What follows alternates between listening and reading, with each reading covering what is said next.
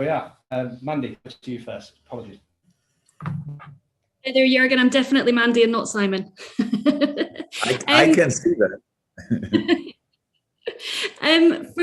Just a word on Manchester City first of all.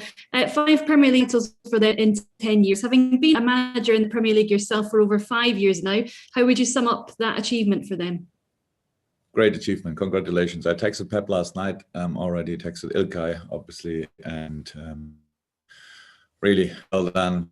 Very difficult year for the whole world, for all football teams as well. What they achieved so far in this year is exceptional. Having won the titles in the past now in 5 and 10 years.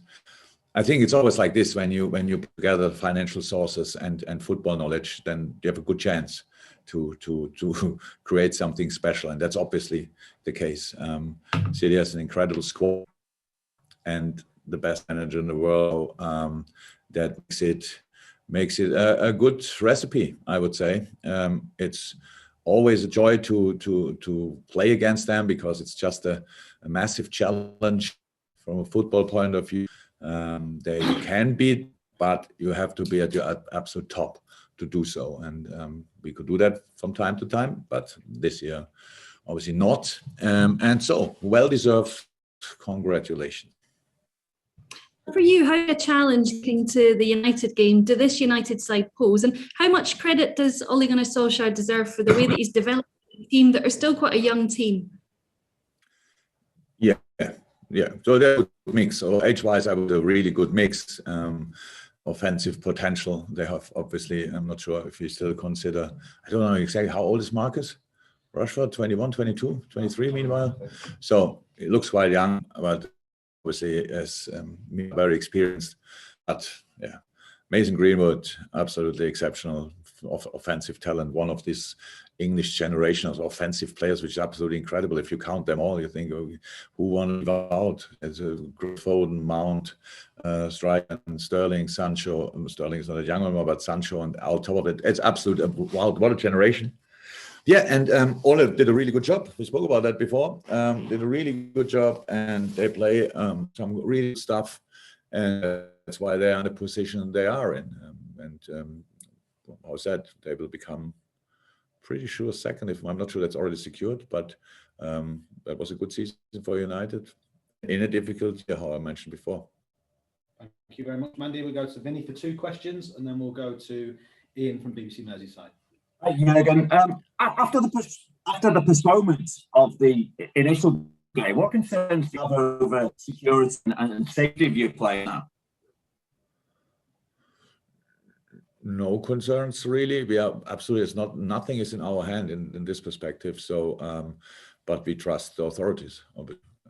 We were not in danger last time when we were at Manchester. That was not about that. The supporters protested against some other stuff, and I have no idea what will happen tomorrow night. But I'm not concerned at the moment.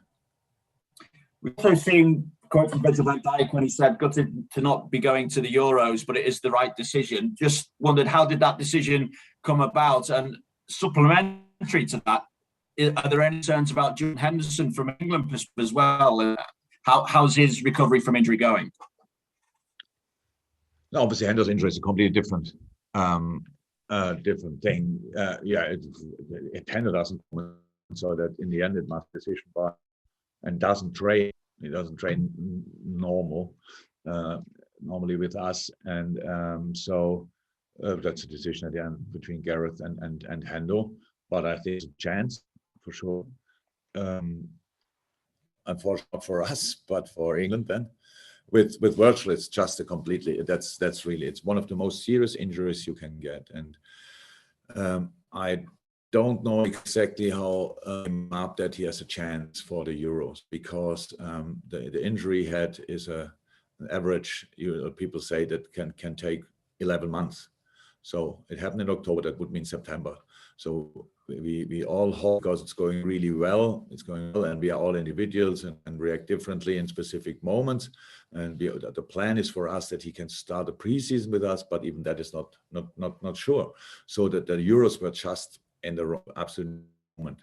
But the good for Holland as well is then that when he will be fit, because we will not force it, because we cannot force it, he will be then 100% fit when he's coming back, and the next big tournament for Holland is waiting, so they can aim for the World Cup in Qatar or wherever it will be, and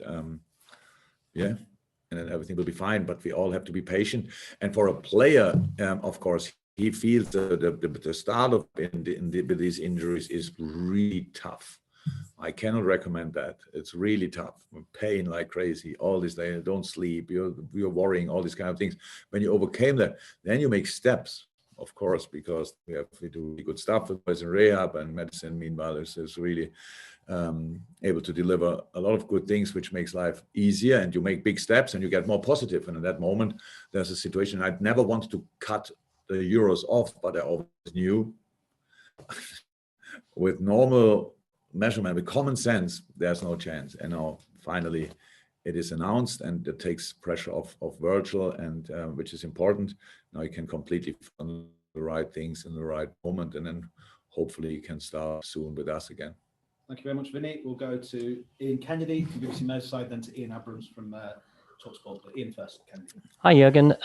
3 of your remaining league games away from home. Normally, in a normal kind of season, that would be, a difficult end to the season. But this season, how do you approach that? In a way, does it help that you're away from home in the season that we've had? Thank you. Did we the last home game? Yes. Yeah. So means it was never about Anfield, so we all know how important the atmosphere at Anfield is. But we are the next one is United. Play the full playing against United in full stadium is a tough task. Playing in an empty stadium is a tough task. So I don't see any kind of advantage or disadvantage for any team. I think United had the best away record this season, probably. So maybe it's an advantage that we play them at home. Don't know. We'll see that. West Brom then and Burnley with supporters. So will be Burnley for us to have always tough to go there as well. So there will be then, I don't know how many people, but if you will be there, they will celebrate a good season. So that's not an advantage. And our home game against Crystal Palace, obviously we have then our supporters in. So we are looking forward to that. Absolutely no, we don't think about where we play. Yes, we think about, but not in general. We just have to make sure that we win the football games, because that's the only chance for us. Yeah, and you've said after the last few games that all you can do is try and win your games. Does that in a way at all affect your strategy or tactics going into these last few games at all, or do you stay the same? It would be really funny. I know maybe you didn't see that, but actually our plan was to win all the football games we play. So we don't change that. Do we have to take more risk in the last few minutes when it's a draw or something like that? It looks like a draw. That's possible, but not planned in the moment. We have now, if it's 0-0, we bring everybody who is a striker or used to be a striker or whatever. It's just the normal way. If you play a football, you think only about attack lost before the first whistle, and that's one, especially against United, obviously with the quality they have, and so we need to make sure that we are ready, like always. That's in the situation we are in. That's why I'm not sure, but I think we are not that bad in the form table in the moment. So last 5 games or so, we should be quite okay. But there were 2 draws and where we lost game pretty much in the last minute, and that felt really harsh. So you could never get this feeling of kind of a winning streak or whatever, or not losing, or these kind of things, because it's so important. And that situation, and to give it a proper try tomorrow night. Okay, thank you. Ian Abrams, TalkSport, and Carl Markham from Press Association, and to finish the open section, Stephen Douglas from Associated Press. But one from you, Ian, first. Hi, Jurgen, how are you? You well? Good. It's kind of 2 questions in one, really. First is, as a manager with likes of Virgil van Dijk and Jordan Henderson, do you need to put an arm around them because they're missing a May, or Virgil will miss a major tournament? Jordan, as you said, may the tournament with England? Do you have to put an arm around them to console them because of obviously they're huge players? And secondly, after having scored nearly 200 points in the last 2 seasons, how much catching up do you think your team has next year on this Manchester City side from this year? Do they need an arm around? Yes, maybe not always literally. Of course, I understand that their situation pretty well. Not that I would have been even close to a European Championship as a player, but I know what it means if you miss a big personal target. So that's nice. But, especially for Virgil, I think always looming around that it will be probably the case. So if no miracles happen, then it was always clear that must be the decision in the end. And Hendo is not out yet, so that I have to say, yeah, he's. So look, Hendo didn't train yet with the team, but between the last match day and it will be probably around the last week where he has a chance to train with us. But then he was too long out to play for us. But then he would be completely fit. And what makes it really different to all other English players, probably he would maybe Declan Rice as well. He would be properly rested. Because the problem, what all the managers have in a moment, each injury you get now is even first season ending, even when it's not a serious injury. But with the tournament coming not too far after it, it could threaten the tournament as well. So, or a potential final or whatever coming up there. So that means Endo will be then rested and has then a proper preseason for the Euros. So if everything works to plan, no, he's not out of that. Second part of the question. Big gap to Man City. Big gap. Yeah, look, my concern this year is not a gap. Like, I don't think we had last year created a pretty big gap between us and other teams. And yeah, but we always knew that doesn't mean we are 20 points better than other teams.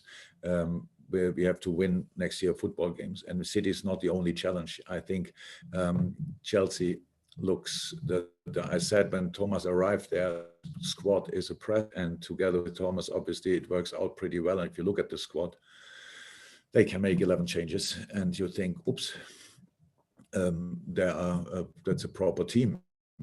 So they will go for it next year. Definitely, they will not get worse. That's a fact. United, it's in a good way. So it's not about who is far away or whatever. So it means just you have to win your own football games, and that's possible. And our season was really difficult, but we don't close our eyes for the facts. We know 5-6 points for us more, even in the season with the injuries we had. We should have in a moment. That means we don't know anybody else but ourselves. But then we would be closer to the Champions League spots. Then we have 4 games to go, proper chance, all these kind of things. Now we need help from other teams. Obviously, we have to win our own games, but as well, not the situation you want to be in, but we could get, and now we deal with that. Last 2 questions from the Open before we go to the hands up for the embargo section. Carl Markham, followed by Stephen. Hi, Jurgen. Hi, go on. Hi, I'm the news guy again. Just wondering if you've got anybody back who was missing at the weekend. No. No at all. So that gives you questions in centres of are you confident you can go game with Rhys Williams and Nat as centre backs at Old Trafford? Yep. I mean, they did a good enough job here last weekend, so I guess you have to put your faith in them at some point, and they've got to deliver rather than trying to rely on Fabinho. Yeah, no, look, it's all about. So it's your job is really nice, and the job of a supporter in this case is really nice. So it's like, yeah, you have to invite them to play and stuff like this as well to be trained from time to time, and you cannot put the boy on the pitch. I mean, if he's not in the shape for that in that moment, they have to find another solution. You don't line a player up, especially not a young one, and hope that it will work out. By the moment when the boys show up in training, when they have a momentum in training, then is a good moment for that. And there's nothing, yeah. And Rhys, for example, is now in a really good moment, and that helps obviously. And for who we will line up, we have this afternoon a session. And what this season taught us: don't make the lineup too early. or fix the lineup too early in your mind, because there could happen something that you have to change it. And that's how it is. But whoever plays tomorrow night, we will try to win the game, and we will see how it works out. Fine. Finally, then Stephen from Associated Press to finish this section, then we'll go to the hands up in the embargo section. Hi again. It's just a question about the United's team selection yesterday. It didn't really do Liverpool any favours, because it helped Leicester's cause in a way. So did you think that was justifiable, or were you a bit, privately slightly annoyed that, it gave Leicester a hand compared to Liverpool? No, it was the lineup I expected. Not exactly the lineup, but I knew that he has to make these changes. They played on Sunday, Tuesday, Thursday. So, and I said it 500 times, that with all the things happened and the protests at Manchester that caused, obviously, leaded to that situation, is to play Sunday, Tuesday, Thursday is a crime. It is. And if but it's not the fault of Ole Gunnar Solskjaer and the players. So if my question was to myself, would I have done the same? Yes, you have to. You have to. We are late in the season. All the players have a lot of teams. United went to the European League final. That means an awful lot of games. And now you get Sunday, Tuesday, Thursday. That's not possible. But the weekend after is a weekend off for United. So they're playing on Thursday, and then the weekend after. So I'm not the guy who's doing the schedule, and the fixture list. But in my understanding, when we thought about how could it work out on the day when the game got cancelled, we home in the bus and we made all fixtures. There was no Tuesday, Thursday game in, and we all would have played all the games. You would have removed one West Brom game, but that didn't happen. The explanation for that was from the Premier League.